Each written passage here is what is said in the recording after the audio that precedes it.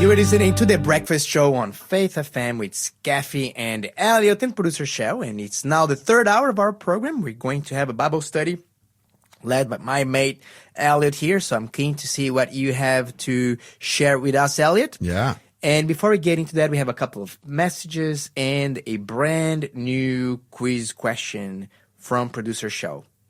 Please, producer Shell, can you give us the quiz Fill question in the number blank, it is. 4? Fill in the blanks. Fill in the blanks. So there's two different words that you have to fill in, but they relate to each other. So they both either have to be missing in order for it to be a actual question or to try to stump you in a little bit of a way anyway. Okay. Right? What's the question? He that hath a blank, let him blank what the Spirit saith unto the churches. He that hath a blank, let him blank what the Spirit says. If I am blanking right, this is the answer to that one. You are correct. Okay. You've got it. So you can find that in Revelation 3, and I think several passages, but definitely in passage 13, 0491064669. Two different words. He that hath an blank. Two different let words. him blank. Yes. Okay. Yes. So one is a noun and one is the verb related to that particular noun. Okay, producer Shell, thank you so much. We got a message here from Jackie saying there was also an episode of the X-Files that spoke to hantavirus pandemic being used by government for control of the people. That's interesting. Yeah. That is. But hantavirus is not a new virus. It's a known virus. There's have been some outbreaks of hantavirus before in the United States, one in 1993. Oh, really? Yeah, but it's not a new virus. It's just, but then there are some really weird things happening. One of them is that there was a lab in Australia that had some of their, it's a biosecurity lab, and in 2021, 2 test tubes containing hantavirus went missing from that laboratory. Yeah, that is Queensland. Very suspicious. Yes, actually, they stole 323 test tubes, and 2 of them contain hantavirus. 223 contain Lyssa virus, which is the one for rabies, and 100 tubes contained Hendra virus, which is one of Australia's most dangerous zoonotic pathogens. So that's that. Then there is this dude that predicted, actually, or a dudette maybe, I think it's, I do not know if it's a male account or female account, on Twitter. And you were bringing that up during the song, Elliot. It's an account named Soothsayer.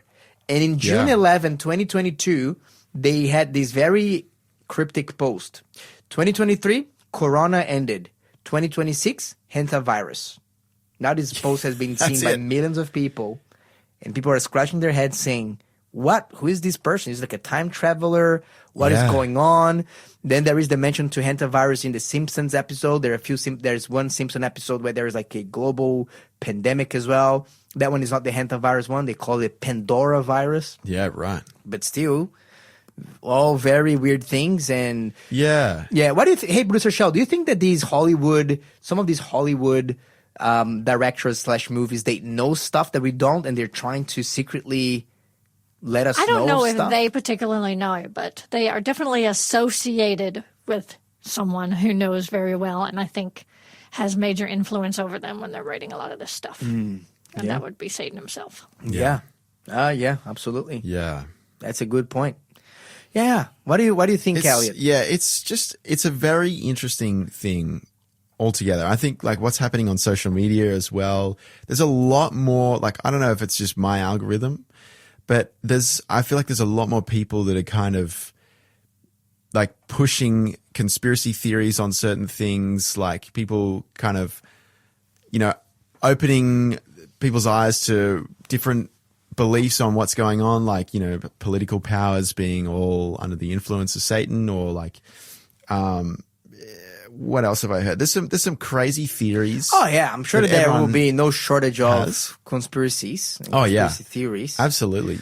But I think what's interesting is like all of this stuff that is happening, and everyone's looking this way, that way, and the other. Like we're all looking to different sources of information to try and figure out what's actually happening. Because there's been a lot of events that have kind of piqued everyone's curiosity radar, I think. I think ever since COVID, everyone's kind of been a bit more skeptical as to believe what the main media outlets are saying. And so as a result, there's been a lot more people that have been putting forward like not mainstream news, but kind of secondary news. And as a result, I think they've been growing in popularity. There's just all these different sources of information that we can get now. And that, I think, is actually what we know that from the Bible. Because when Jesus says in Matthew 24, he's like, people will say, look over here, there's the Messiah, or look out, go out into the wilderness because he's over there. Like, people will be saying the truth is to be found in this area. The truth is to be found in that other area, out in the wilderness or wherever. Like, we know that that's actually going to be a thing, that people will be putting forward information that claiming it's truth, you know, and perhaps it might be true to some degree or partially true. But the reality is that in regards to whatever is happening in life, like whether it's this hantavirus, whether it was COVID, like whatever is happening, the best source of truth that we can stick to is the Word of God. Yeah, it's the Bible. And look, I've seen that the conspiracy folks, they would often sell something. Yeah. Either like, information or a newspaper or a book or a course or a program or something like that. So yeah, subscribe I think to my newsletter. Very profitable.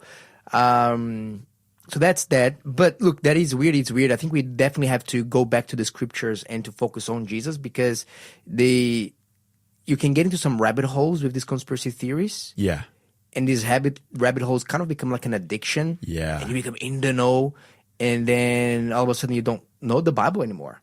And I have seen like a lot of the conspiracy people that I spoken with, they had a lot of conspiracy knowledge, but very, very little Bible knowledge. And I think that between the two, there's one more important than the other. But since we're in the conspiracy talk mode here right now, have you seen that on the weekend, the Pentagon released the first batch of previously secret files documenting reports of UFOs? Really? Yeah, including there is a 1969 debrief of Buzz Aldrin, the famous astronaut, stating he saw a sizable object close to the lunar surface. So even in the moon, they were seeing. So it actually, so interesting ones. You can see the videos, and when you see these UFOs like moving like from side to side in these fighter jet radar cameras. Yeah, it's quite interesting, very impressive. We spoke about it last week. Wow. That there's some reports of pastors in the United States being invited by U.S. government officials to prepare their congregations for what they said would be the release of materials regarding UFOs and aliens, and they have to prepare their congregations to be able to receive that news. So it looks like it's coming, like the craziness of this world is coming from all sides at the moment. It's ramping up significantly. Like in these last 5 years, the amount of stuff that has just been happening has increased dramatically, I reckon. Like, I don't think we've ever seen this kind of increase before. But I think that there's also a big element of distraction there. Absolutely. You can start distracting instead of saying, hey, you know what? The world is crazy. Well, you know what? Jesus said that there were going to be a whole bunch of signs. Yeah. Including miracles, false miracles, true miracles that are coming from Satan, which I tend to classify a lot of the UFOs and extraterrestrials in that box. Satan's deceptions. Pandemics, well, Jesus said that there were going to be pestilences, or I like the translation in I think it's in the New American Standard or the New International Version. In the book of Luke, it's translated as pandemics. Yeah, wow. As well, so we know that this is going to be the symptoms. So the point is, folks, let's find Jesus. Let's make sure that our soul is saved. Yeah. Our life is secure in Jesus. That we are trusting in Him, that we are obeying Him by faith, not as a legalistic obedience, but we're obeying Him because we love Him, that we're keeping His commandments, that we're not explaining away different Bible passages because they are too difficult, because they are inconvenient to us. Let's keep an eye on the signs of the times with all that's going on. Well, there's another thing in the United States. I do not know if you've seen this one. This is also another one, okay? So we're not shy of interesting news. President Trump designated a national Sabbath observance. This is the first time in history. Wow. That's happening. It's calling out a Shabbat 250, which is a Sabbath. So for the first time, so this is what President Trump wrote. From sundown May 15 to nightfall on May 16, friends, family, and communities of all backgrounds may come together in gratitude for our great nation. This day will recognize the sacred Jewish tradition of setting aside time for rest, reflection, and gratitude to the Almighty. Interesting. Look, you can look at this. Yeah, there's nothing wrong. I mean, they're going to be celebrating the Shabbat anyway. You might as well say a prayer for your country in the Shabbat. It's the 250th anniversary of the United States. But there's just something when legislators, particularly the presidents of the United States, start like legislating stuff regarding the Sabbath and religion. This always makes me nervous. Yeah. Because it starts with some benign, cool ideas, and then people like it and they applaud, and that I think empowers and emboldens them. Say, hey, let's start, promoting other kinds of Sabbaths here. Yeah. So I think that it's a very slippery slope, and very hard to walk that very sharp edge of the knife, if you know what I mean. It's fascinating stuff to see all these things just happening right before us. And this is what Jesus said. Jesus said, look, if you're going to summarize Matthew 24, Jesus saying the signs before the second coming, this is what he says. There's going to be an increase in intensity and in frequency. And then Jesus says there's going to be signs in the natural world, including natural disasters and earthquakes and so on, and pandemics. Now, we're seeing pandemics very well. When you look at the data from the United States Geological Service, for example, in terms of the frequency and intensity of earthquakes, since 1900, since they started to accumulate data, guess how much they are increasing? They're increasing exponentially, both in intensity and in frequency. Yeah. So Jesus says, hey, there's going to be signs in the natural world. Hey, there's going to be signs in the military, in the political world. You're going to hear from wars and rumors of wars. Yeah. All these kinds of things. The world is convulsioning. There are going to be signs in the spiritual world. Like false messiahs will come and go, and false ideas of the Messiah and so on. So just when you look at all these things, but it says, look, it's not the end yet. Don't look at these things. Yeah. Look at the preaching of the gospel. That is the ultimate element that's going to prompt the coming of the Messiah. It's not the rebuilding of a temple in Jerusalem. It's not a war with Iran, as some people were promoting. It's not the war with China and Russia, which might be coming. Yeah. It's not the pandemic, this, and that. It's the preaching of the gospel that we should be focusing on. And Jesus says, and when you see all these things, he says, look up and rejoice, for your salvation draws near. Yeah. So when you're looking at that thing, don't get anxious, but actually say, hey, you know what, we're going home.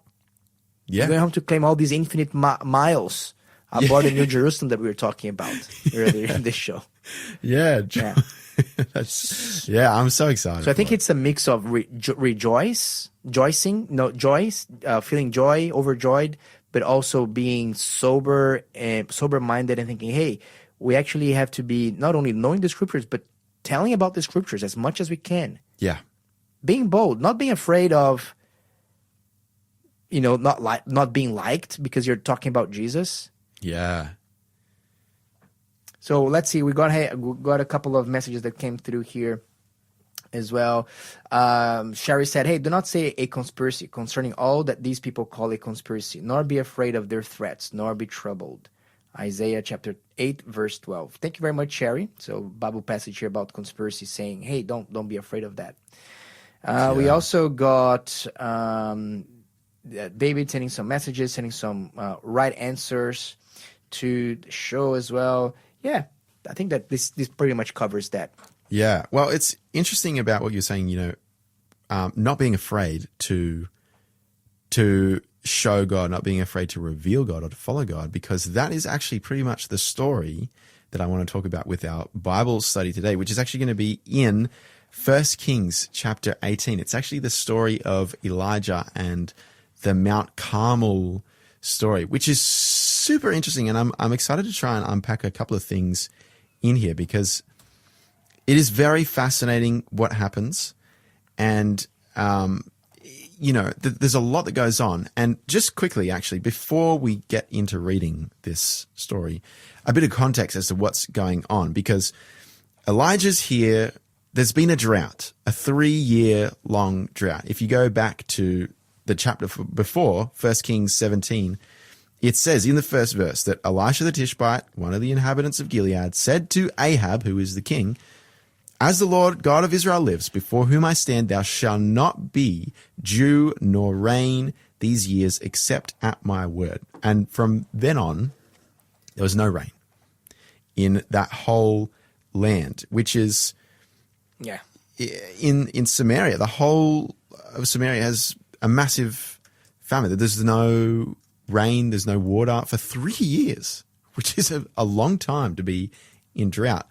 And what's interesting here is Ahab, who is the king of Israel, he is known to be one of the worst kings, actually. It says in 2 chapters before, 1 Kings 16, verse 30 to 33. I'm going to read this because it's fascinating. It says, "Now Ahab the son of Omri did evil in the sight of the Lord, more than all who were before him, and it came to pass, as though it had been a trivial thing for him to walk in the sins of Jeroboam the son of Nebat, that he took as wife Jezebel the daughter of Ethbaal, king of the Sidonians, and he went up and served Baal and worshipped him. Then he set up an altar for Baal in the temple of Baal, which he had built in Samaria, and Ahab made a wooden image. Ahab did more to provoke the Lord God of Israel to anger than all the kings of Israel who were before him." You're listening to the Breakfast Show podcast on Faith FM. Which is the best place to start your day with positive radio. And I also reckon it's the best place to have a Bible quiz. I think so, too. I think it's great. I might be a bit biased in saying that. No, I'm but not I biased reckon- at all. I think that is an objective truth, this one. I think we got one of the coolest Bible quizzes and one of the coolest hosts to ever do it. So, producer Shell, what is that answer? Yeah, our fill-in-the-blank answer was ear and hear. Ear He and that hear. hath an ear, let him hear. Of course. Yeah. I didn't get that one, but that is, I should have got And every that. time that Jesus says this is because he's preparing us to say, hey, we're going to have to interpret a parable, symbol. Yes, I'm talking about in symbolic language. By the way, you actually see that expression repeated again and again. Guess in which other book of the Bible other than the Gospels? Which book? The book of Revelation, which is a symbolic book. Very interesting. I didn't even know that. So That's every really time cool. that Jesus says a parable, he says, he who has ears to hear, let him hear what the Spirit has to say. And that's Has to signify- spiritual ears. Yeah, okay. This has got some symbolism. Symbols you going have to behind it. understand. Yeah. It's not, That's I'm, really not, cool. not talking literal here. I'm talking about some spiritual truth, and I'm using an analogy of the real world, but I actually I'm not talking about the real world here. I'm talking about the spiritual world. That's awesome. That's really, really cool. Okay, producer Shell, what was the next and final question? I'm going to switch it up a little bit and change it. Okay, the switcheroo. Okay. Yeah, so how well were you listening to the show today? Oh, So this question is coming from today's show. okay. We had a Bible passage from a book that was about conspiracies. What book did that come from? From the Bible. What book of the Bible teaches us to not be troubled by conspiracies? We have correct answers coming in from the studio. 0491 064 669. If you remember, you can get this one right as well. So text us in 0491 064 669. Do not say a conspiracy concerning all that these people call a conspiracy, nor be afraid of their threats, nor be troubled. Which book of the Bible tells us that? Sherry shared it with us a little earlier, and if you were listening to us read it out, you should know the answer. Yeah, there you go. We also got here a message from Stuart saying, I experienced a 6 magnitude quake in Bali. I heard some tiles falling and dogs barking, but I am sleeping on a solid bed on a solid concrete floor, but it felt like I was on a waterbed. Very strange sensation that only lasted a few seconds. It was very deep and did little damage. Near that time, on another island, 6 magnitude quake near the surface and did considerable damage to many buildings. Have you ever experienced an earthquake yourself, Elliot? I've never actually. I don't know. Okay, so because I was in Japan at the start of the year, and I remember I was in the hotel that I was staying at. It was like the 10th floor, 8th floor or something. And I remember I was like in my room or in the shower or something, and I remember feeling like everything wobble a bit, and I was like, whoa, what is going on here? Like, I didn't know whether it was wind that was like really blowing the building along a lot, or because I was like, man, everything is shaking, just like swaying. And I was like, this is not cool. I'm very concerned that the building's going to collapse on me. Like, what is going on here? And then I looked at my phone, and I think there was a earthquake that was somewhat nearby, but it wasn't very strong, and I was like, whoa, that was scary. Wow, okay. That freaked me out. What about you, producer Shell? Have you ever experienced an earthquake? I have. Nothing too scary. Lyle's been in a bigger one than I have, where he could really feel it thundering a little bit more, but still only a slight shake of all of the things. But yeah, we used to live by a quarry, so occasionally we would just hear stuff shake anyway because we were by the quarry. But one time we were like, hang on, this is a little bit different. And yeah, sure enough, we checked the news, and there had been an earthquake. Yeah. I have only experienced an earthquake once, and it was here in Australia. So we were in Stewart's Point, which is up in the what do you call it? The mid coast or north coast of New South Wales. Yeah, that's near Nambucca Heads. The epicenter, I think, it was near Nambucca Heads. Okay. And I remember I was like sleeping in my room, and then like I woke up. It looks like there was like a train passing through my bedroom, or like a truck. Things were shaking, and it was it was pretty scary actually. And because we were next to the beach, I was worried and concerned about, hey, is there a tsunami coming up? And luckily it wasn't anything. But, man, I'll tell you, it scared the daylights out of me. It's pretty freaky when you actually have an earthquake that you're kind of experiencing. It is pretty freaky. I know I heard David Ashrick, he was saying a story about how he experienced an earthquake once, and he was like, the whole ground in New Zealand, he said the whole ground kind of looked like it was made of water. Like it was just waves and stuff. And I was like, whoa, that's intense. But crazy the kind of things that can happen in the world, the geological processes and events that can happen. It's incredible. Yeah. Well, David sent a message as well. He's asking if we did receive his gratitude text message. We did receive, Dave. Thank you so much for your message. David was very grateful that he baked some vegan sausage rolls and scrolls. No, that his wife did. His wife, yes. Yeah. His wife baked some vegan. I think he and then his wife helped him as well. Some vegan sausage rolls and scrolls here that he brought some of them to his parents for Mother's Day and some for his son. So look, I do enjoy a good vegan sausage roll. Yeah, me too. Yeah, great. That's awesome. Thanks very much, David, for sharing your gratitude with us. Yeah. And we're now going to continue the story of Elijah, aren't we, Mr. Elliot? Yeah. So as I was saying before, the context of this whole story of Mount Carmel is that Ahab is not doing very well as king. He's leading everyone astray. He started putting up worship places for Baal, which is not what God wants. And so when we get to 1 Kings 18, where there's now been a 3-year drought that Elijah said, there's going to be a drought until I say so. And he's been hiding actually from Ahab. And he finally comes to Ahab to speak to him. And so we get to verse 17 where it says, then it happened when Ahab saw Elijah that Ahab said to him, is that you, O troubler of Israel? And he's calling out Elijah saying, you're the one that's causing these problems. You're the one that's causing this drought. Like it's all your fault. And then I love how Elijah responds. He says, and he answered, I have not troubled Israel, but you and your father's house have, in that you have forsaken the commandments of the Lord and have followed the Baals.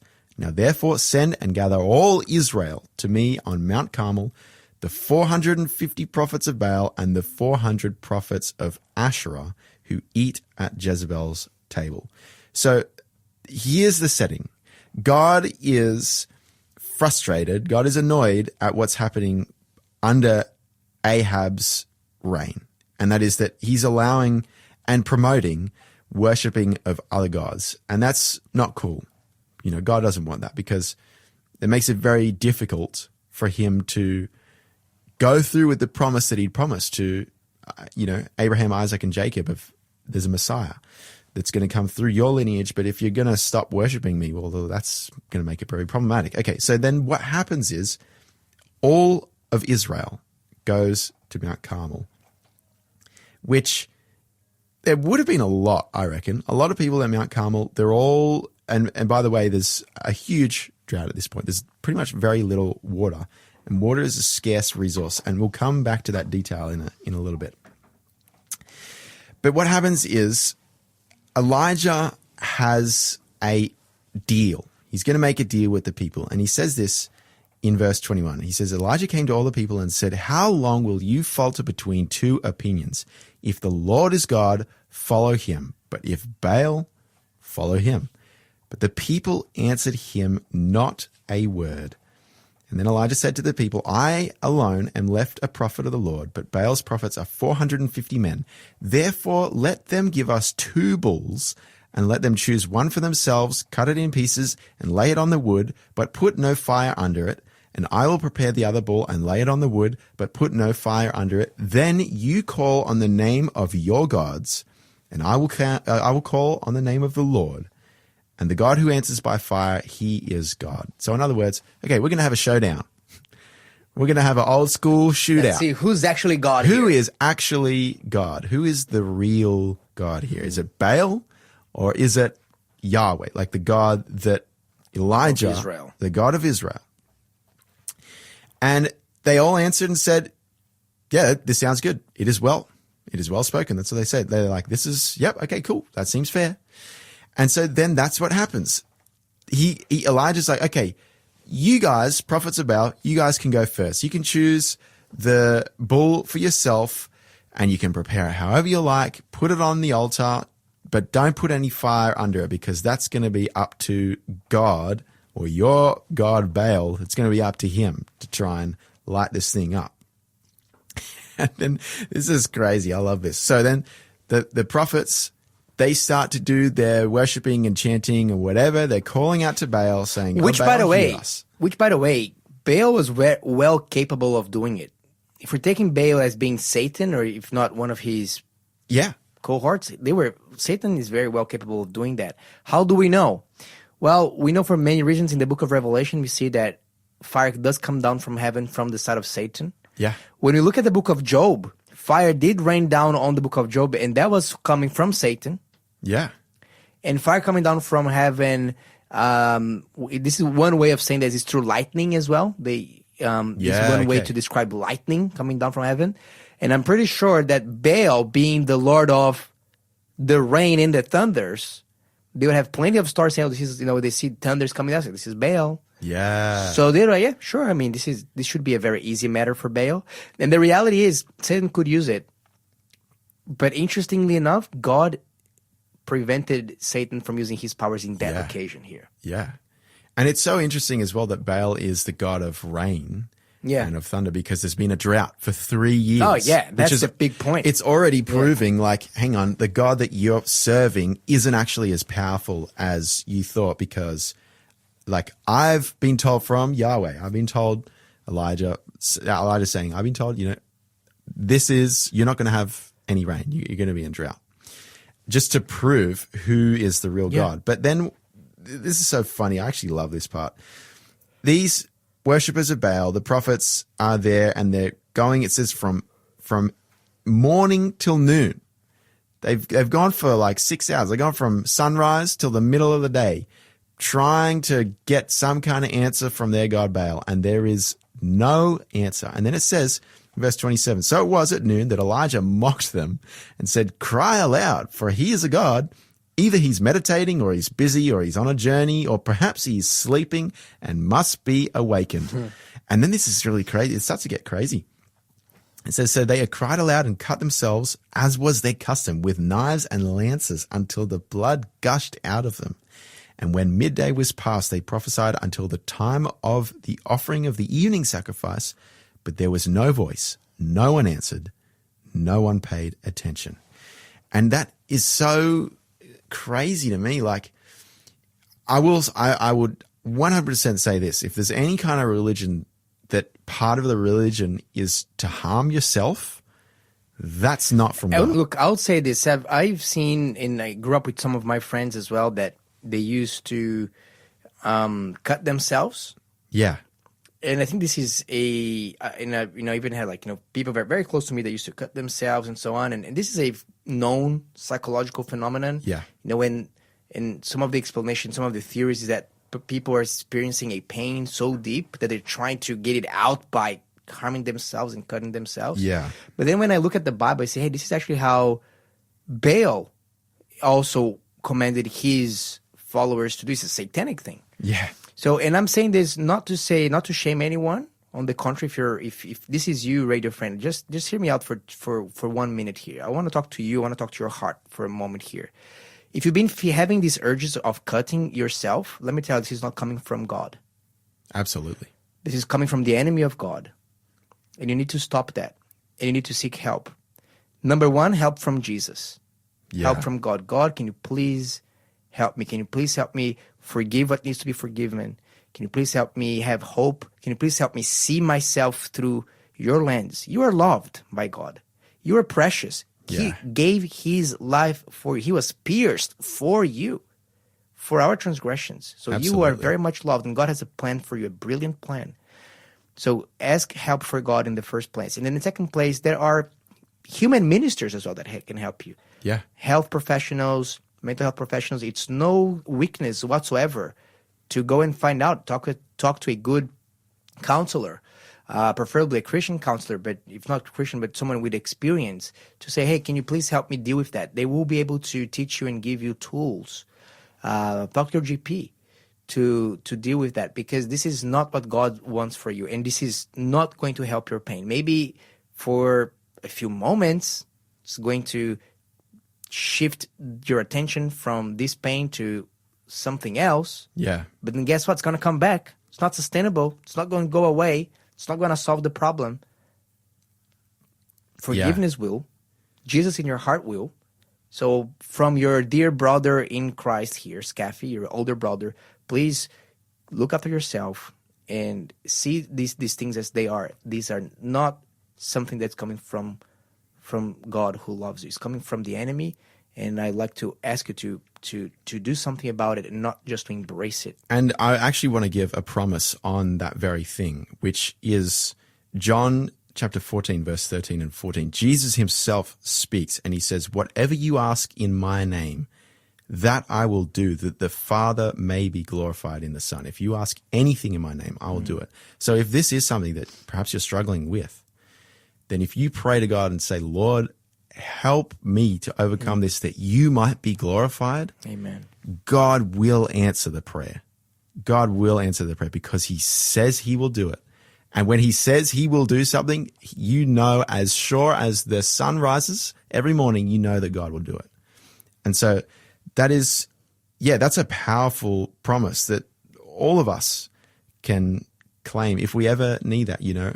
If God will be glorified through it, then God will answer the prayer, which I think is powerful, powerful stuff. You're listening to the Breakfast Show podcast on Faith FM. Positively different. And I want to let you know that the Bible studies that we've been doing have been really interesting. I've actually been getting a lot out of them when I study them for myself.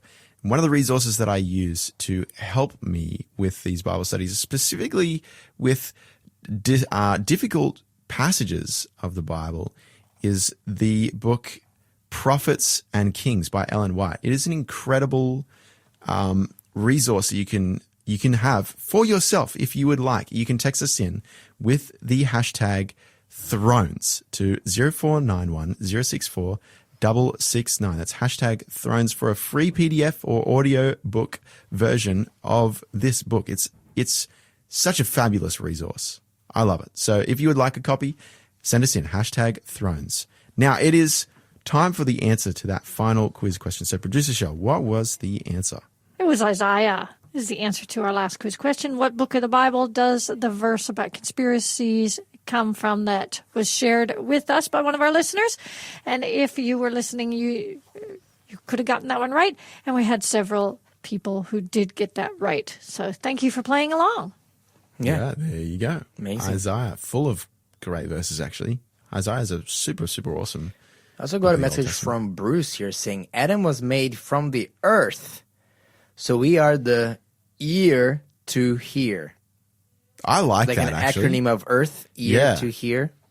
Because earth, spelled E-A-R-T-H. Yes, ear. Ear, T-H. T-H, to hear. Yeah, that's cool. That's very clever. That's I like really that. cool. Thank you, Bruce, for sending that in. Yeah, and that was in relation to the previous quiz question, which was, if anyone has an ear to hear, let him hear, right? Which is, there you go. I love those kind of things where you can draw those dots and make those connections between things. It's really cool. I always find that super fascinating. Fascinating indeed. All right, we're coming up to the end of our program. I was just looking here. There's a new social media trend, Shell, which involves young people, normally teenagers, finding a Christian Science building and then storming through that building, sometimes wearing costumes, like, they're dressing up like Jesus, like a dinosaur. They storm through the building and then they see how far they can go until they get caught by the police or they get stopped by the guards or something. That's crazy. That TikTok trend started in the United States, now it came to Australia. And the Christian Science building in Brisbane was stormed by teenagers. I think hundreds of teens, and the police is looking after them now. A Church of Scientology actually was the building that they tried to storm, which is very different than Christian Science. Yeah, that's a very different thing.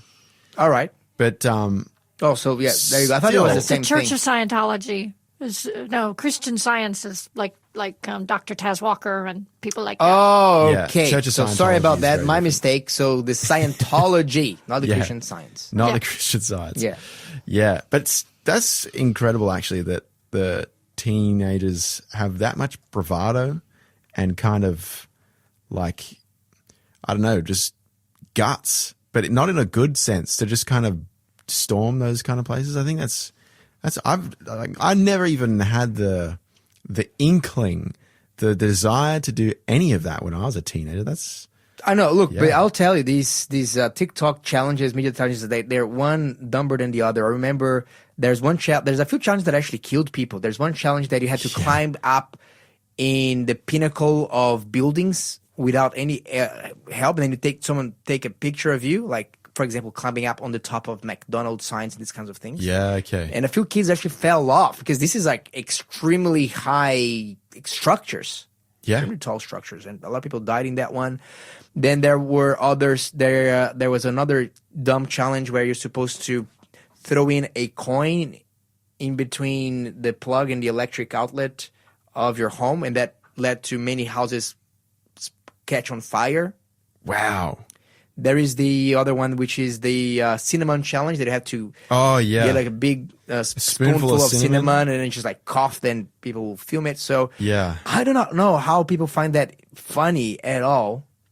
So don't do this. Don't storm people's places, private property, just to put it on to get some likes on Instagram. Can't believe that the likes on Instagram are worth that much to you. I mean, it's a super interesting thing. There's a whole documentary that I watched actually on Netflix called The Social Dilemma, which is very, very fascinating, about that very thing, that what was supposed to be like, oh, I like this, when you click like, has actually become a form of currency among people. Yeah, but it's young people. How many likes did you get? Shouldn't it be like in our hate crime scenario too, to be targeting a specific religion and doing something like that? Look, they're not destroying. They're not not that I'm a destroying fan anything of those laws, but shouldn't it be? I think if they're seeing that as more like a youthful, crazy behavior rather than really something harmful, because they're not really harming anyone. But they are targeting a specific they're targeting, organization of religion. But the thing is, this fad was probably going to fade very soon, and then for you to create a law that takes months sometimes to get that addressed. No, but don't they already have it, a law? That's what I'm saying. Oh, I see. I don't know. It's a good point. Yeah. It's a good question to ask, for sure. I don't know. Yeah.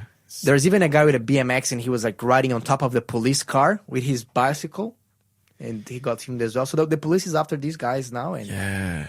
It's Yeah, they've already got a law against that one, too. yeah, yeah, it's super. Don't Yeah. do that. that's right. I mean, breaking into private property is already Yeah. a law. Yep. So if you get caught, Yeah. you are going to be. There are definitely laws telling you that you cannot do There's this. a penalty That's right. to it. That's Yeah. Yeah, it's pretty crazy. Like, I feel like people are just doing crazier and crazier things Yeah. just for the sake of Yeah. attention nowadays, you know? I think people need a purpose. Well, unless you have Jesus in your heart, you're not going to find any Yeah. purpose on this planet satisfying. Great Yeah. show. Talk faith, live faith, act faith, and we'll be back tomorrow. God be with you till we meet again. God be with you till we meet again. There's so much that Thanks for being a part of the Faith FM family. Join our community on Facebook or get in touch at 1-800-FAITH-FM.